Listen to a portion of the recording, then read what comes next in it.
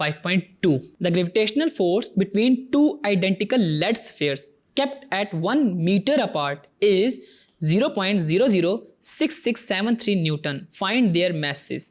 देखें, एक बात कॉमन है कि दोनों जो स्फीयर्स हैं वो आइडेंटिकल हैं. इट मीन्स कि मैसेज सेम है, यानी कि आपने m1 जो है आपका वो m2 के इक्वल है और आपने वो फाइंड करना है. ठीक है जी. अब आपके पास जो डिस्टेंस है वो इक्वल है 1 मीटर के और आपके पास जो फोर्स है वो इक्वल है 0.006673 न्यूटन के.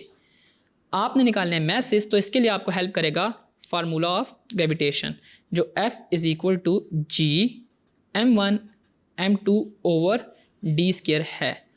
अब इसमें हमने मैसेज निकालने, हमारे पास F और D और G की वैल्यू गिवन है. G की वैल्यू मैं आपको बताता हूँ कि पेपर में आपके पास गिवन नहीं होगी, आपको ज़ुबानी याद होनी चाहिए. 6.67 इंटू 10⁻⁻11 न्यूटन मीटर स्क्वायर पर किलोग्राम स्क्वायर. ठीक है जी.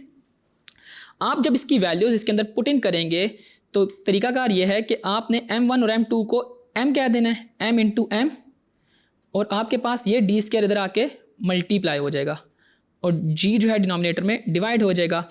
आप जब इनकी वैल्यूज पुट इन करेंगे 0.006673 ओवर 6.67 इंटू 10⁻⁻11 मल्टीप्लाई बाय 1 का स्क्वायर जो कि 1 ही होता है इज इक्वल टू m का स्क्वायर हो जाएगा. और ये m का स्क्वायर मेरे पास इक्वल आएगा 10⁸ के. और जब मैं taking under root on both side लूँगा कि m स्क्वायर के ऊपर और 10⁸ के ऊपर अंडर रूट लूँगा तो मेरे पास m इक्वल टू 10⁴ किलोग्राम्स आ जाएगा. और ये मेरे पास दोनों जो स्फीयर्स थे वो आइडेंटिकल थे.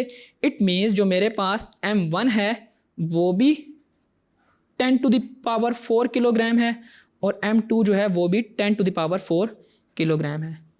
जिस तरह हमने लास्ट क्वेश्चन में फोर्स ऑफ ग्रेविटेशन निकाली थी, तो इस जगह हमें फोर्स ऑफ ग्रेविटेशन गिवन होने के बाद हमने मैसेज निकाले.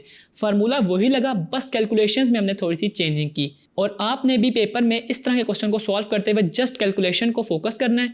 फार्मूला आपके पास तकरीबन हर क्वेश्चन में सिमिलर ही लग रहा होगा.